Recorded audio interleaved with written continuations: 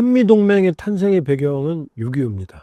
6.25가 발발하면서 북한의 남침, 소련의 지원, 중공의 참전, 이걸로 인해서 냉전 체제의 한반도의 전략적 중요성이 아주 컸고, 그러니까 자유민주주의 진영과 공산주의 진영의 최전선이 한반도였거든요. 그러니까 여기에 주한미군, 유엔군이 파견이 됐었고, 유엔군이 모두 철수한 뒤에도 유엔군 사령부는 남고 주한미군은 그대로 남아있거든요.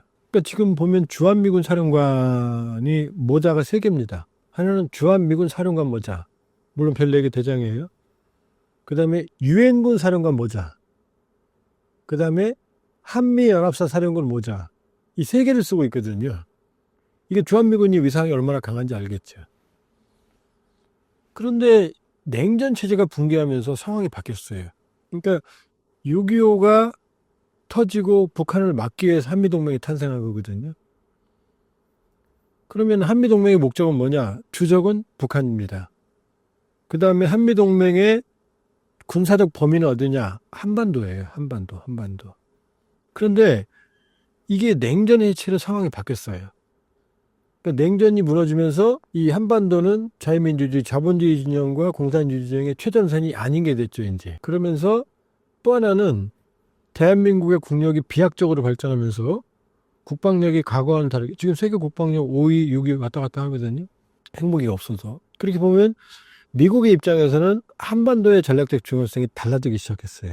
그러니까 중국, 소련, 그 앞 전초병으로서 북한 이 개념이 이제 바뀐 거죠. 소련 체제는 무너졌죠. 공산주의권은. 그러니까 자본주의와 공산주의, 자유민주주의와 공산주의의 어떤 대결 구도가 아닌 게 되어버린 거죠, 이제. 그리고 한반도의 방해 역량은 과거에 비해서 비약적으로 커졌죠. 그러다 보니까 미국에 있어서 이제 전략적인 타겟, 목표가 바뀌기 시작을 했습니다. 그게 언제냐? 바로 오바마 정부 때부터예요. 그러니까 냉전이 붕괴되니까 유럽의, 미국의 외교안보 공간 중에서 제일 중요한 점은, 제일 위는 변할 수 없는 부동의 위치는 유럽입니다. 두 번째 위치는 어디냐? 중동이에요. 이스라엘, 그 다음에 석유. 한반도는 3번째입니다. 중요성이.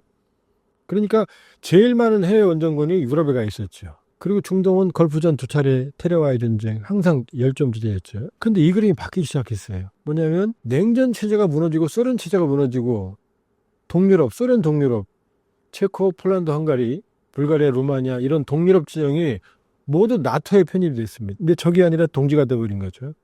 그 다음에 리투아니아, 에스토니아, 라트비아, 이 소련의 연방이었던 국가들도 나토에 가입이 돼 있어요.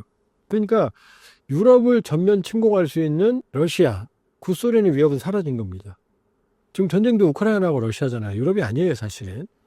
그러면 미국의 입장에서는 유럽의 많은 미군들을 조준시킬 필요가 없게 된 거죠. 여기 빠져야 되는 거죠. 그 다음에 중동의 위상이 약화됐어요. 시에일가스로 인해서 미국이 석유를 수입하던 국가에서 수출하는 국가로 변했거든요. 기본적으로는. 약간의 차이는 있지만. 그러면서 중동에서도 발을 빼죠. 아프가니스탄 철군. 그 다음에 중동에서 모두 철군하기 시작합니다. 병력을 빼기 시작합니다. 과거에 비해서 현저하게 병력이 줄어 있어요, 지금. 그러면 이제 어디가 더 중요해지느냐? 바로 중국이죠. 그러니까 오바마 정부 때 전략이 뭐냐? 피보트 에이시아, 아시아 중시 정책, 아시아로 돌아간다. 아시아 회귀 전략. 누굴 잡으려고? 중국이죠. 그래서 오바마 정부 때 내세웠던 전략이 뭐냐? 리밸런싱. 뭐냐면 해외에 있던 원정군을 재균형, 유럽과 중동에서 병력을 빼서 아시아에 재배치하는 전략으로 바뀐 거예요. 이게 피부터 아시아입니다. 아시아요. 근데 이거 트럼프 정부 때는 뭘로 바뀌느냐? 아시아가 이제 인도퍼시픽, 인도태평양으로 더 공간이 확장이 돼요. 아시아가 태평양 전역으로 인도양으로. 왜? 인도는 중국과 연속이거든. 그러니까 중국을 막아주거든요. 그러니까 인도와 이제 인도양과 태평양을 연결하는 중국 포위 전략으로 바뀐 게 바로 트럼프 정부예요. 그러니까 트럼프 정부 때 인도 태평양 전략이 처음으로 나타납니다. 그러니까 이 트럼프 1기가 끝나고 바이든 정부가 집권을 했지만 바이든 정부가 모든 트럼프 정책에 엑스표를 놨거든요. 근데 딱 하나만 동그라미 풀놨어요. 인도태평양 전략. 그건 그대로 가져왔습니다. 더 강화했어요. 쿼드, IPF, 민주주의 세계 정상. 이게 다 중국을 대상으로 하는 거거든요. 그런 상황에서 트럼프 이기가 출범했는데 트럼프 이기도 결과적으로 한 놈만 잡는다거든요. 그게 바로 중국이거든요. 자, 그러면은 모든 오바마 정부 이후에 미국 외교안보 전략에서 주적은 중국으로 바뀌었거든요. 뭐 러우 전쟁이 있지만 사실 주적은 중국입니다. 그러면서 바이든은 어떻게 했죠? 한미 미일은 됐는데 한미일이 안 됐거든요. 이걸 묶어놓은 게 바이든이거든요. 캠프 데이비드 정상회의. 윤석열 정부는 그걸 받아들였죠. 한일 관계로요. 그러면서 바이든 대통령이 캠프 데이비드 정상회의 한미일 정상회의 끝나고 나 오늘 행복하다 그랬거든요. 이게 미국이거든요. 중국을 잡으려면 한미동맹도 필요하고 미일동맹도 필요하고 한미일 삼각구도도 필요하거든요. 이걸 만들어 놓은 게 바이든이거든요. 느슨하게나마. 자, 이렇게 만들어 놨는데 2월 7일 미일 이시바 트럼프 미일 정상회담 끝나고 나서 이 한미일 협력 체제의 중요성을 다시 한번 확인했어요. 그러니까 트럼프 이기에서도 중국이라는 주적을 경제적으로 외교안보적으로 잡는다는 목적은 주저앉힌다는 목적은 그대로 있는 겁니다. 그럼 이제 한국의 전략적 중요성이죠. 자, 주일미군이 주한미군 28,500명보다 훨씬 많아요. 근데 이 주일미군은 섬이잖아요. 대륙에 붙어 있질 않잖아요. 근데 주한미군 어디 있죠? 중국이랑 붙어 있는 대륙에 전진 배치되어 있단 말이죠. 히틀러가 2차 세계대전에 진 이유 중에 하나도 영국 도버 해협, 영국 공방전, 영국을 눈에 보일 정도 거리의 해협을 건너지 못해서 졌거든요. 결과적으로는. 그 다음에 몽고가 일본을 결국은 점령을 못했잖아요. 바다를 못 건너서. 바다가 그렇게 중요한 거거든요. 중국이 대만을 호시탐탐 넘보지만 바다라는 장벽이 가로막혀 있어요. 바다를 통해서 대규모 인원을 수송해야 되잖아요. 이게 어려운 일이거든.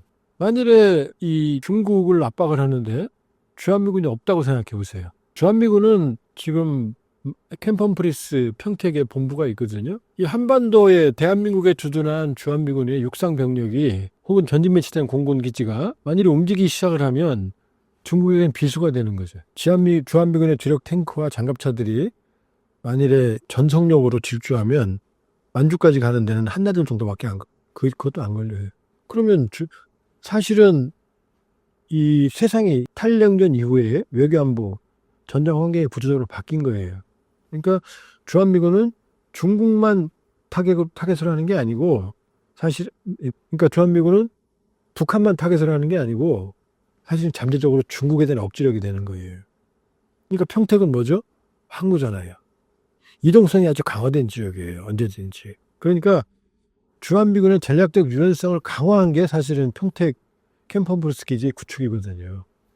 이렇게 보면 주한미군은 오로지 북한만을 위해서 있는 게 아니다.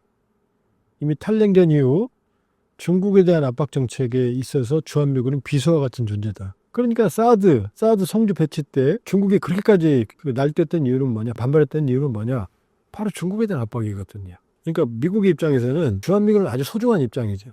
그러니까 주한미군이 있는 미국과 주한미군이 없는 미국은 중국과의 경쟁에서 하늘과 땅 차이거든요. 전략적 균형에서. 이렇게 본다 그러면은 우리 입장에서는 주한미군이 절적으로 필요하죠.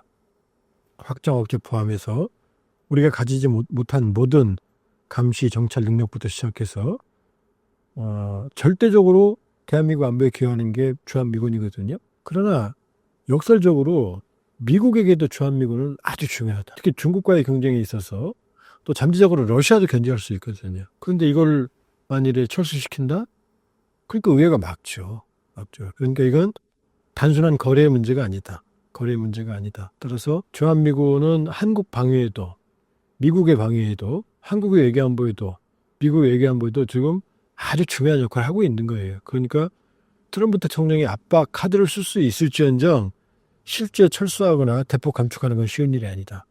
또 그래서 안 된다. 그건 단기적인 이익만 보는 거다. 이렇게 볼 수 있어요.